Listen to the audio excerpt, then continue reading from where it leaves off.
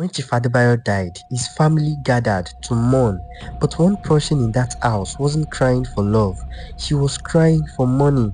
His widow, Fumi, had spent years treating her stepson like a stranger in his father's home, and when she saw the will that split the inheritance equally between him and her son, something inside her snapped. She swore she would change her son's fate even if it meant blood on her hands. But when the day came and she finally saw the body, she let out a scream that shook the entire city because the person lying dead was never meant to die.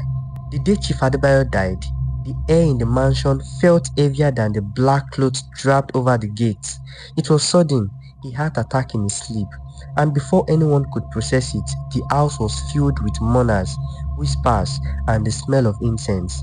But while the rest of the family grieved, Fumi sat in the corner of the living room, her face pale, her mind racing. She had been Chief's second wife for 19 years.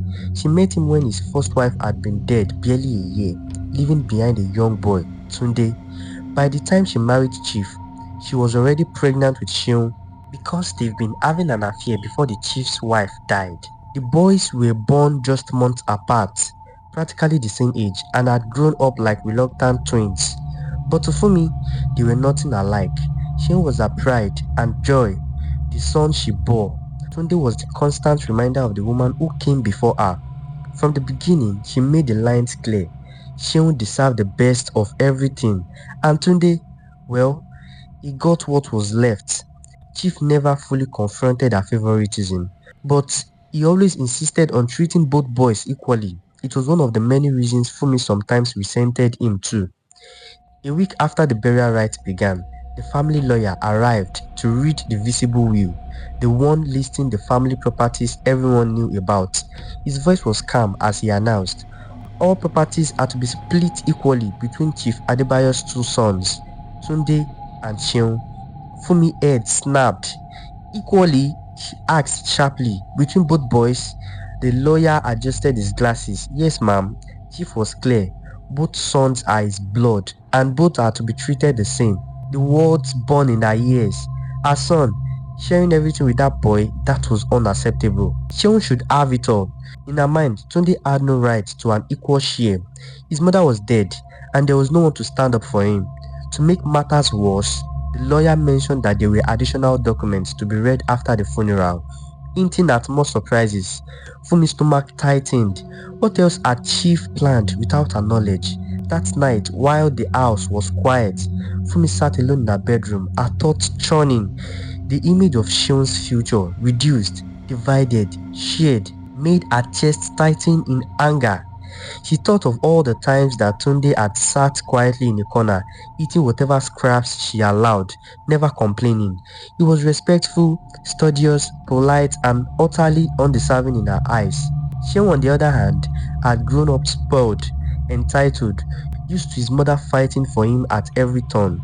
He had inherited her arrogance and her belief that he was destined for more than his half-brother. When she had told him about the equal split, he was furious.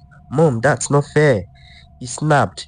Why would I get the same as him? I am your son. The words stuck to Fumi like glue. Exactly. Why would Seun's future be tied to Tunde's survival? Why would her son have to settle for half when he could have it all? By the third night, her grief for her husband had twisted into something else. She sat by the window, looking out at the city lights, and the thoughts came quietly. So quietly it came almost harmless at first. If Tunde were no longer here, Seun would have everything. The idea dug deeper the more she considered it. Without Tunde, there would be no need to share. The inheritance, the land, the houses, the businesses, it would all belong to Seun. As Seun, by morning, the thought was no longer a whisper, it was a plan. The night Fumi made up her mind, she could barely sleep. She laid in her bed, staring at the ceiling, her mind twisting and churning with one poisonous thought. As long as Tunde is alive, Seun will never have everything. Every tick of the clock felt like it was counting down to the moment she would be forced to share her husband's wealth with the boy she had never truly accepted as her own. She had no doubt in her mind, if Tunde were out of the picture, everything would fall neatly into her son's hands. The thoughts both terrified and thrilled her, but killing was not something she could do herself. She needed someone else, someone who could make it look like fate had simply dealt with the boy with a cruel hand. 2 days later, while pretending to run errands, Fumi made a detour to visit one of Chief Adebayo's old business associates, a man known in certain circles for his connections to people who got things done.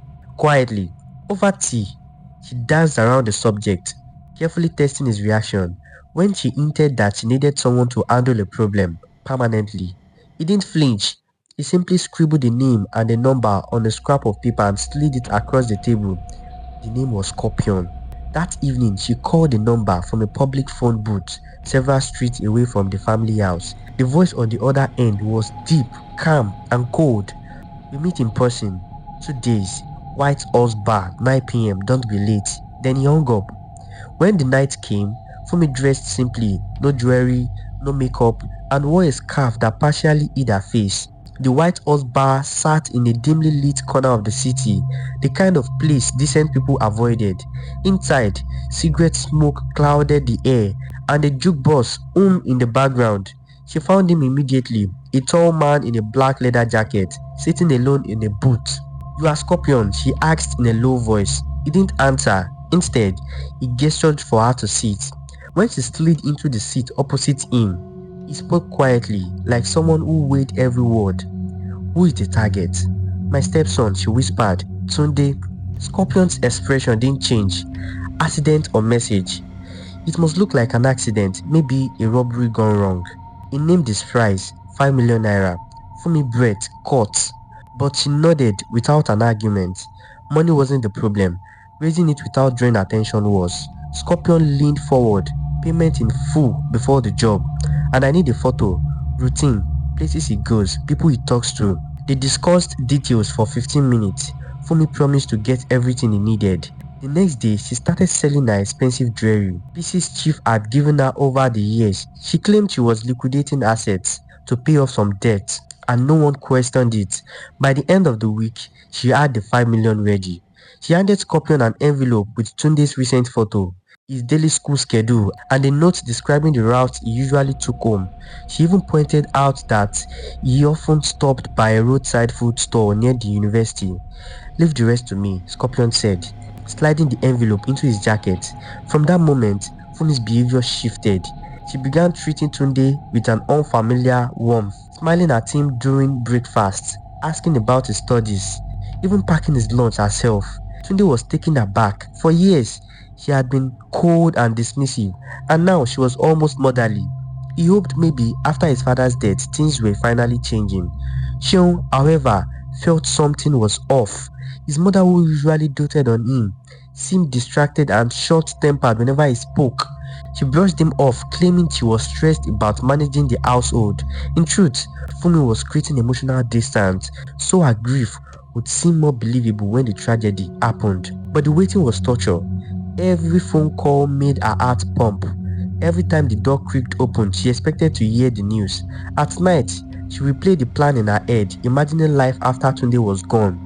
Her son in full control of the family's wealth, her own status secured. A week after the first meeting, she got the call. Scorpion's voice was brief. "Everything is ready. I will move when you give the word." Fumi took a deep breath, her hands trembling. "Do it." She ended the call and stood in her living room, heart pounding. It was done. The wheels were in motion. Somewhere out there, a man she barely knew was preparing to end Tunde's life, and she had set it all in motion with a single word. The days after Chief Adebayo's death passed in a haze. Both Tunde and Seun remained in the family house, living under the same roof. Fumi had been watching them closely, waiting for the perfect time for Scorpion to strike. She had noticed one thing: the boys had a habit of borrowing each other's clothes. Tunde sometimes wore Seun's sneakers. Seun sometimes carried Tunde's bag.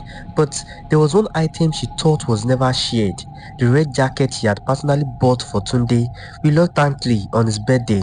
What she didn't know was that Seun occasionally wore that jacket on chilly mornings. Even more dangerously, Seun had recently taken to borrowing Tunde's school bag, the same one Fumi had described to Scorpion during their meeting. The day of the heat came quietly. Tunde woke up feeling unwell, his head pounded, his body felt heavy, and he decided to skip classes at the university. Seun, who had no classes scheduled for that morning, planned to go meet some friends near campus. As he got ready, he spotted Tunde's bag by the door. Without a thought, he grabbed it and slung it over his shoulder. Then for style, he went into Tunde's room to get his prized red jacket, the one Fumi had said Tunde never wore, and pulled a black baseball cap over his head before stepping out. At the market, Fumi's phone buzzed. It was Coffin. "Target spotted," he said in his low, gravelly voice. "Wearing red jacket, same as you said." Fumi's heart quickened. She didn't think to ask any other questions, not about hairstyle, not about face, not even if he was sure. She had been certain only Tunde wore that jacket these days. "Yes," she said firmly, "that's him. Do it." Scorpion hung up and followed the target from a safe distance. The cap shadowed most of the young man's face. From behind, the height, build, and casual way he walked matched the description Fumi had given. The bag, the jacket, it all fit.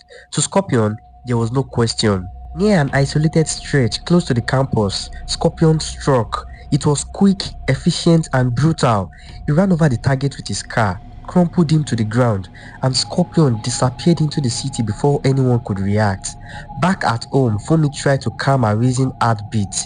Any moment from now, she thought, she would get the message that her problem had been solved, and Sheol would be one step closer to owning everything. What she didn't know, what would soon destroy her, was that in her greed, she had just given the go-ahead to kill her own son. Later that evening, Fumi was seated at the dining table, her eyes fixed on her phone. Her hands trembled slightly, but she told herself it was just anticipation. In her mind, this was the beginning of freedom. Freedom from the constant reminder of her late husband's first wife. Freedom from watching Seun share what should have entirely been his. She imagined the relief she would feel when she saw only Seun at the head of the table, managing the estate as she believed he should. The phone vibrated, her stomach twisted. She hesitated before answering. Scorpion's voice came through, calm and casual, as though they were discussing the weather. "Job done. Target eliminated. Sending proof now," he said. Fumi's pulse raised. She quickly opened the incoming file. It took a second to load, but when it did, her breath caught in her throat. She saw a lifeless young man lying on the ground. His face was slightly turned toward the camera. His jacket, the red one she had bought with her own money, was stained dark around the chest. His cap had fallen off, revealing his face completely. It wasn't Tunde, it was Seun, her son. The phone slipped from her finger and clattered to the tiled floor. A scream tore from her chest, raw, loud, and unlike anything she had ever heard herself make. She staggered back from the table, clutching at her head, her knees buckling until she collapsed into the nearest chair. "No, no, no, no, no," she whispered, shaking her head violently as though she could undo what she had just seen. Her mind refused to accept. How could this be Seun? He wasn't supposed to be there. He wasn't supposed to be the one. She had told Scorpion exactly what Tunde looked like. The bag, the jacket, the routine. She had even made sure the timing would be perfect. Frantic, she snatched the phone from the ground and dialed Scorpion's number. It rang once, then went straight into a dead tone. She tried again, nothing. It was gone. Fumi's breath came in shallow gasps. The world seemed to tilt. Then there was a loud knock at the gate. Two police officers stood outside.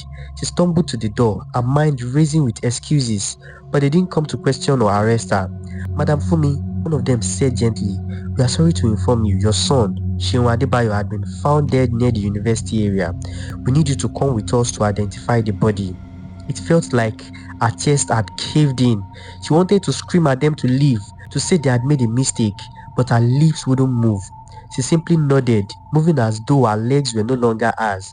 At the morgue, she saw him again, the same image from Scorpion's proof, but now more real, more final. His skin was pale, his lips slightly parted, his eyes closed as though in deep sleep. The red jacket was still on him, and beneath it, the shirt she had washed for him only last week. Fumi's knees gave way. She crumpled to the floor. The wheels tore out of her without control. "My son, my son, my son. No, no, not my Seun." Tunde, who had come along after hearing the news, stood in shock at the sight of his stepmother, the woman who had treated him with coldness for years, now clutching at Seun's body. sobbing uncontrollably, placed a hesitant hand on her shoulder, his voice low. "I'm sorry, ma, I'm so sorry." The words cut deeper than any blade. He didn't know that she was the reason Seun's body lay there. He didn't know she had given the final go-ahead that ended her own son's life. In that cold room, Fumi's mind began to unravel. Every choice she had made flashed before her eyes. Every moment she had prioritized greed over family. Every time she had allowed bitterness to guide her steps. Now, the reward for her schemes lay motionless before her. But the nightmare wasn't over. The next day, she sat alone in the living room, Seun's funeral arrangements already underway with Chief Adebayo's own. When the lawyer called, his voice was measured, but there was an edge to it. "Mrs. Adebayo, we need to read the rest of Chief's document, the ones he instructed to be opened after the burial." She agreed absently, barely listening. But later that night, a thought struck her, an uneasy gnawing thought. Why had Chief created additional documents apart from the basic will? And what exactly did they contain? When she finally learned the answer, the grief she felt now would be nothing compared to what was coming. Arrangements were later made for both Chief Adebayo and Seun's funeral to be held together. That day, the rain fell in unbroken sheets, drumming against black umbrellas and the polished coffins. Chief Adebayo's funeral was supposed to be dignified, quiet, but grief hung over the gathering like a storm that refused to pass. After the final prayers, the family lawyer stepped forward. In his hand was not one envelope, but two. His voice was steady, but there was something in his eyes, a warning. "Ladies and gentlemen," he began, "there is a matter of utmost importance. Chief Adebayo left two wills, one public, one private. The private will supersedes the first." Murmurs rippled through the crowd. Fumi's brow furrowed, suspicion flaring. Tunde's gaze remained fixed on the wet earth covering his father and brother's coffin. The lawyer unfolded the secret will. 80% of the entire estate, properties, companies, account was to go to Seun, the remaining 20% to Tunde. Someone's umbrella tilted in shock, but the lawyer wasn't done. There is also a survival clause. If either son passes away at any time, the surviving son inherits everything. Fumi's hand shot to her mouth. The truth stuck with the force of a blade. In her attempt to secure Seun's future, she had destroyed it. Her son, the one she thought was in danger of losing everything, had been the favored heir all along. And now, with Seun gone, the entire fortune passed to Tunde. The lawyer reached into the second envelope and pulled out a letter written in Chief's bold handwriting. His words were calm, deliberate. "I have long carried guilt for neglecting Seun in his early years. My grief for my late wife made me overprotective of Tunde, and Seun paid the price for my absence. This will is my attempt to make it right. I intend to surprise Fumi with this truth once both boys turned 21 to show her how much I value her son." Fumi stumbled back, the words slamming into her. She had murdered the main heir. That night, she appeared at Tunde's doorstep. Her hair was damp from the lingering drizzle, her voice trembling. She told him everything, the jealousy, the payment to Scorpion, the certainty she was protecting Seun. When she finished, silence hung between them. Tunde's voice was low, almost breaking. "You didn't just kill my brother, ma. You killed the man Dad wanted to bless the most." The next morning, out of love for Seun's memory, Tunde reported her to the police. The investigation was swift. Bank transfers, call logs, voice recordings. The evidence was ironclad. By the end of the week, the community knew the truth. Fumi had hired the killer for the wrong son. The son she tried to save was the one she killed. And among Chief's belongings, the police found his letter-bound diary. Its pages carried his deepest thoughts, his guilt towards Seun, his quiet admiration for the boy's generosity towards Tunde, his plan to reveal the will as a joyful surprise. The last entry was dated just weeks before his death. Seun's birthday is coming soon. He will know the truth. Soon, Fumi will see he was always my most cherished heir. Fumi was sentenced to life in prison. Tunde, now the sole heir to a fortune he never sought, lived with the weight of survivor's guilt, the knowledge that his father had favored Seun and that Seun would never know it, cut deeper than any inheritance would ever heal. To honor them both, Tunde established a scholarship in their names, but for Fumi, there was no redemption. She spent her days in a grey cell, clutching Chief's diary, reading the entries about his love for Seun over and over until the words blurred. One night, she pressed the book to her chest, her voice a hoarse whisper in the dark. I am really, really sorry. I'm so sorry, Seun. I'm so sorry, Adebayo. In the end, greed had taken everything from Fumi, not by the hands of others, but by her own hands. She had fought to secure what was already hers to claim through patience, and in doing so, destroyed the very life it was meant for. The truth came too late, and all that remained was the hollow echo of what could have been.